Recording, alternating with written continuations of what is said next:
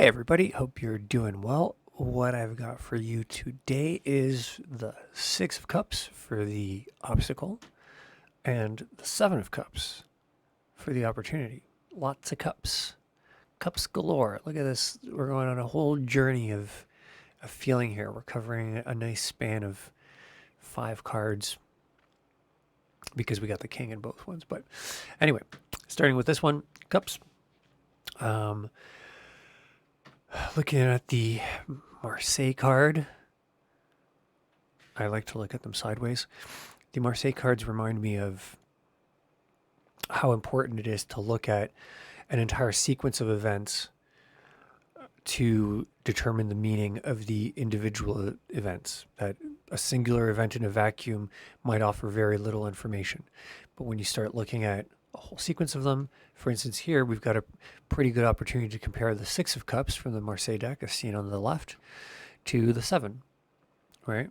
These are these cards are usually not not the favorite cards of many tarot users because they're often seen as being so simple and non-intuitive. But in comparing, one cup card to another, I think we tend to see differences. So with this one, particularly the Marseille card, I see this as a generational map, like one of those family trees. I see this as grandparents, parents, children, or children and their children, their grandchildren, or it's a sequence of generations, and they're equal and they're balanced. They it seems like a traditional kind of thing, maybe almost even touching on like a division of labor, division of responsibilities, something like that. So like a traditional outlook on family life that carries over values and let's say cultural or religious expectations from generation to generation. Now we're looking at this as a potential obstacle, right? And I think that one of the things that a culture, religion, spiritual path, any of these things, they offer they offer us something pretty good. They offer a chance for us to organize our lives around a couple key concepts or key focuses. And over time, if people, if people follow, let's say, the tenets of a religion or the laws and expectations of a society or a culture, if that happens, if they carry out, if they follow those tenets accurately, I think what you often tend to see is generation after generation of very similar people, right? Which again, not a bad thing if you compare that to the trying to survive in the wilderness or trying to survive in some state of warfare or something like that.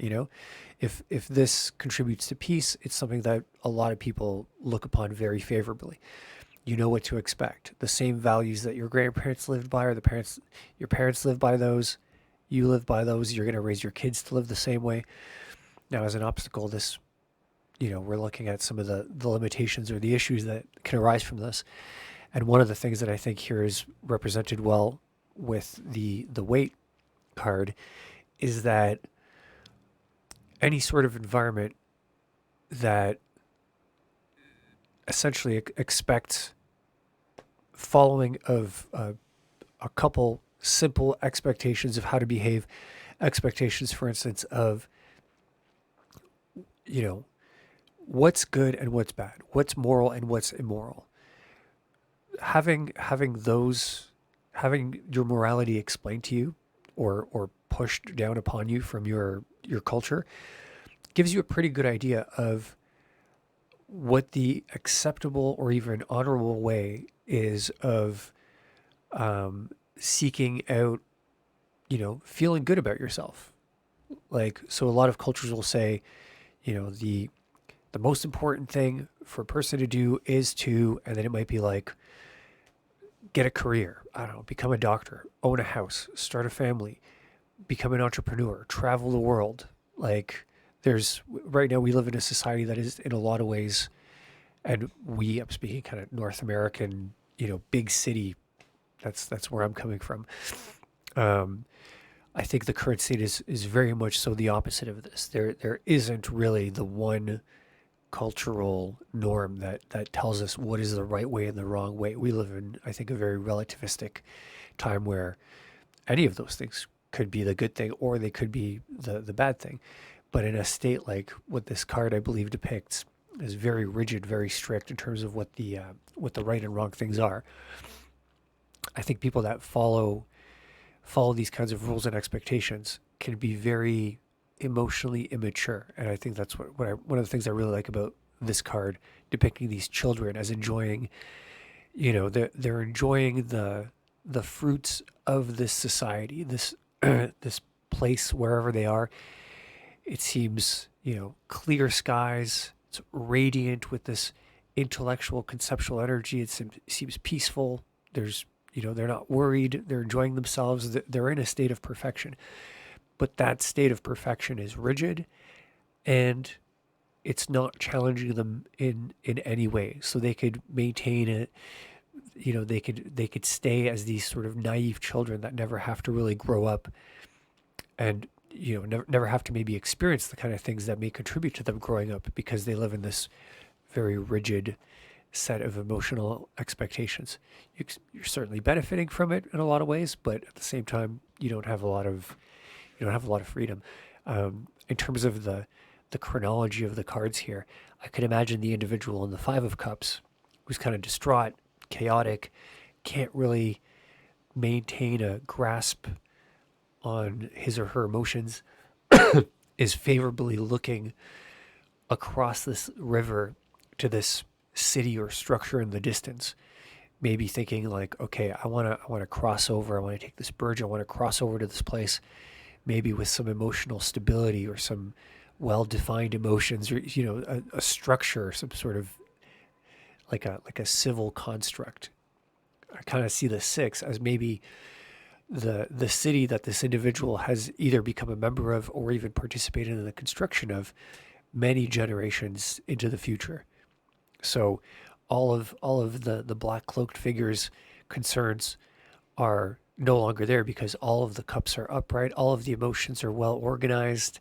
In fact, they're blossoming, but the thing that they're blossoming, these white flowers, I think that white represents a very ordered nature, right? And the thing that this gives rise to in the future is this King of Cups character who he's left. He's set sail on the choppy seas. He's looking for emotional adventure. He wants to get outside of this safe kingdom that's been created for him emotionally. He wants to get out there. He wants to experience new things, right? So yeah, I see this card as representing um, the obstacle of existing in an environment that has very rigidly defined expectations of what a person should do to feel good about themselves, what the kind of things are that you should feel guilty or ashamed of for doing. And it's an environment that has an overly simplistic structure that, it's just anything belonging to this category of action, you're a bad person, don't do it. Anything belonging to this broad category, you're a good person, do it. And then it's just, it doesn't really allow you for any kind of personal emotional growth, exploration, maturity. So that's the obstacle, something to think about there. Then for the opportunity, it's like it's almost the next card if we don't count the king. The king sort of represents the individual that's involved in these scenarios, and the number cards I think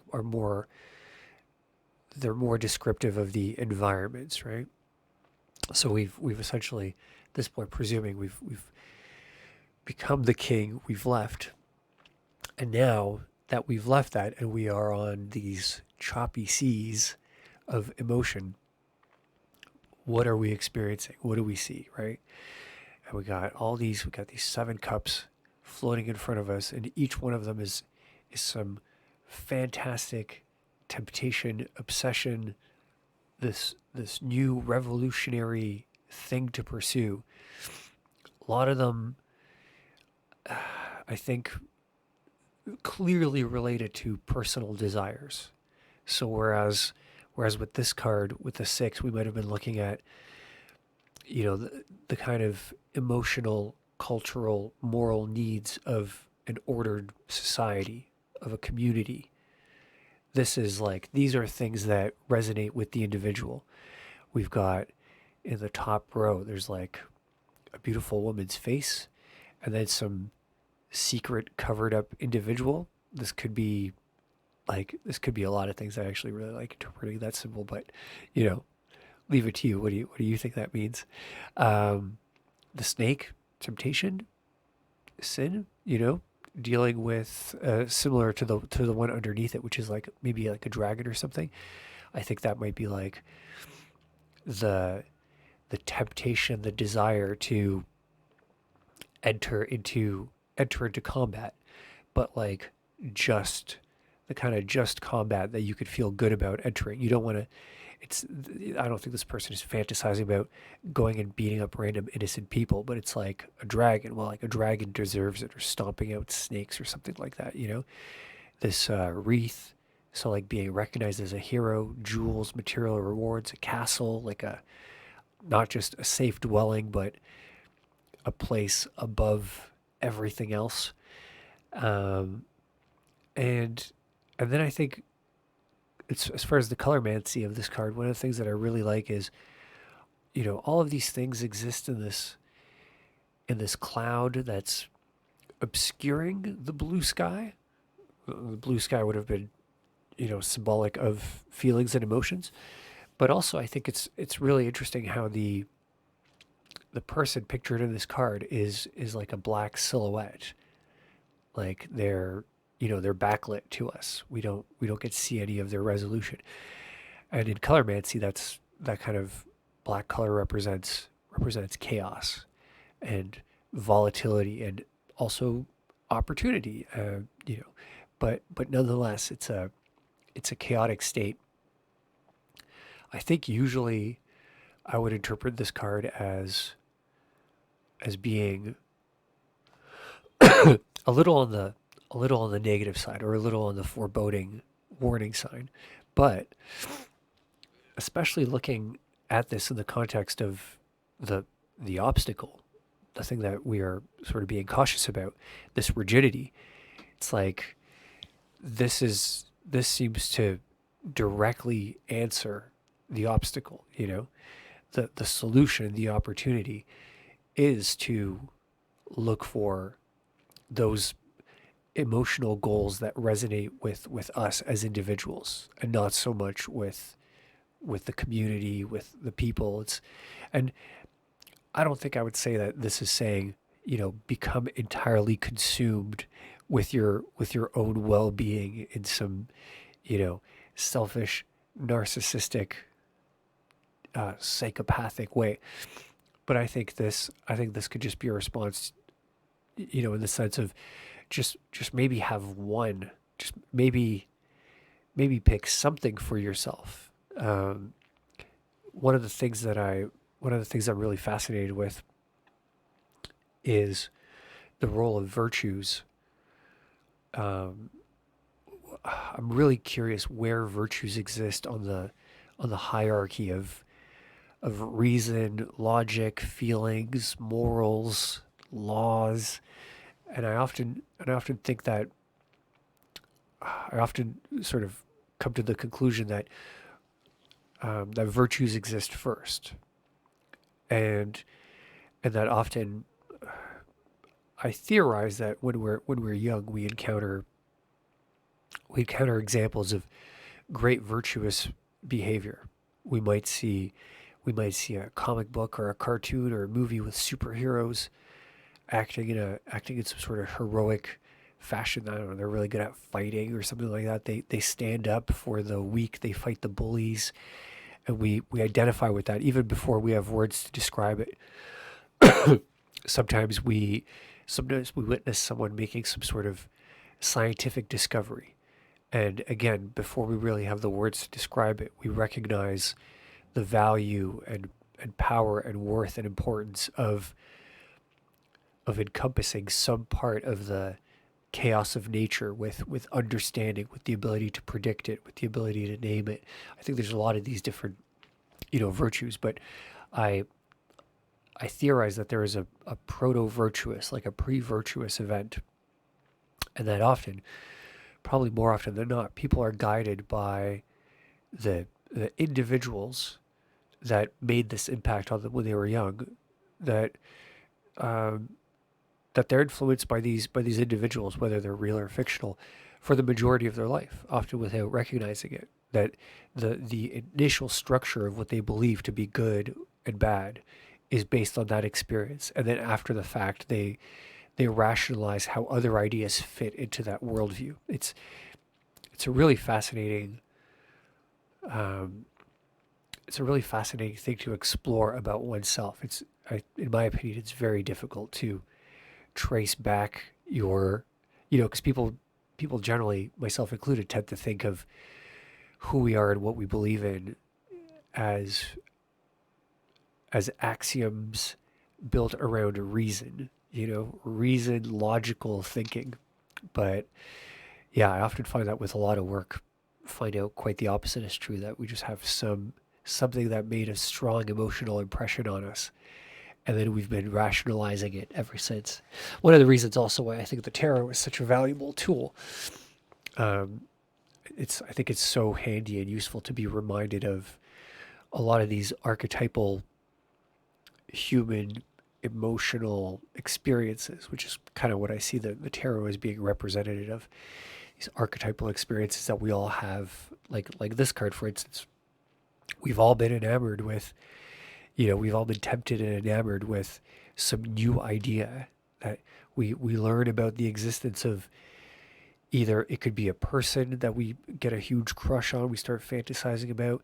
For some people, it's you hear about a new tool, there's a car, there's a new laptop, there's a new musical instrument, just kind of listing some of the things that I've had this kind of enamoration with, or just get obsessed with something, and then it sort of becomes the central point that we rationalize our worldview around. Um, but just to wrap up that idea, I think that one of the really higher order sort of meta versions of being inspired by this virtuous archetypal individual, I think sometimes, and I believe it's pretty rare, but I think sometimes people can see themselves in some future state as being that virtuous individual that they seek to, you know, become, grow into, to manifest themselves into. I think that while a lot of people are inspired by Batman or some political figure they admire, or a movie star or a musician or whatever, I think some people, yeah, I think it's rare, but I think some people are actually capable of drawing the majority of their inspiration for what they want to do in life by some imagined ideal state of themselves in the future. And I think at its highest point, I think that that's what this card might symbolize, is that out of all those different things, that I kind of think that's what's underneath the shroud of that middle figure there. I think it's like the the holy or sacred, not to sound too religious, but I think it's the it's that sacred idealized version of yourself that potentially could inspire you to, pursue things.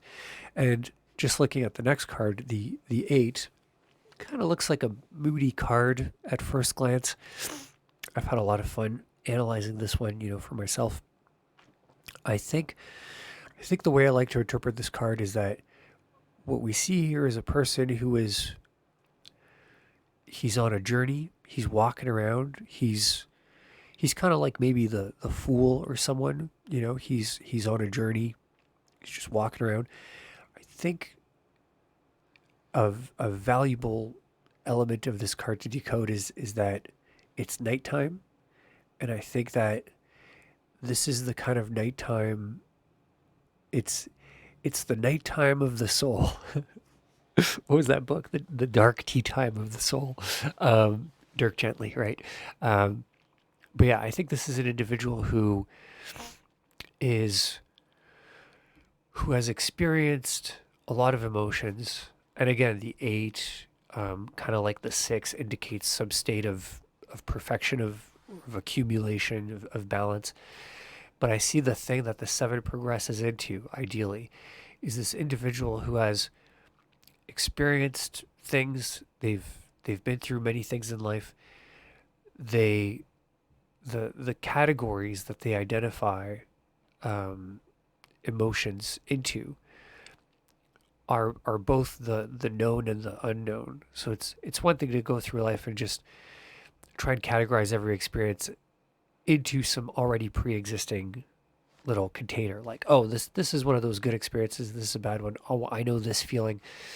I think the character depicted in the eight is he's free to journey through the nighttime of the soul. The the unknown, dark, maybe somewhat uncovered, but mostly mysterious inner life of our emotions.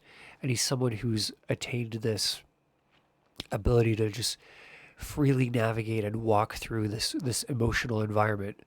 Maybe coming across emotions and experiences and cultures that he's familiar with, that he understands, maybe coming across new ones that are new to him, but both the explored and the unexplored are things that this individual has integrated into their worldview. So it's someone who can look forward to, leaving their house in the morning to go interact with the world, both looking forward to experiencing the things that you know, that they're familiar with, that they're used to, that they expect, but at the same time looking forward to experiencing the new things and not just belonging to either one camp or the other, where, often highly ordered people are just very disgusted and repulsed by anything that's unpredictable, or you have the highly open people who, unless they're experiencing new things, are just terribly bored and dissatisfied with the same old structured, kind of like this card. Like, this would be terribly boring for highly open, aesthetic, emotional individuals. But yeah, so I think this card represents the opportunity to maybe not just find a new object of desire that inspires you and motivates you and stirs your emotions up, inspires you on that level, but maybe it's one of the highest goals, which is not the pursuit of these external things, but some ideal, romanticized, fantastical, heroic view of yourself that could possibly replace these sort of distractions.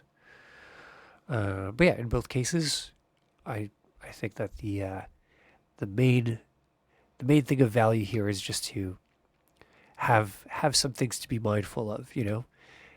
Have have this idea of this kind of rigid state of emotional perfection as potentially being an obstacle in some sense. Meditate on that, think about that, see what you can get out of it, and then also think about this, this revelation of inspiring, tempting, you know, all these wonderful prizes to look forward to. What's good about that? What about this is an opportunity? Can it lead to this kind of state of comfort and perfection? Maybe something else, but all good things to think about nonetheless. Thanks for watching. Drop me a like if you had a good time, or a comment. All comments are entered into a weekly draw for a free one-on-one tarot reading, so feel free to do that if you're interested. Thanks for watching. I'll see you tomorrow. Take care.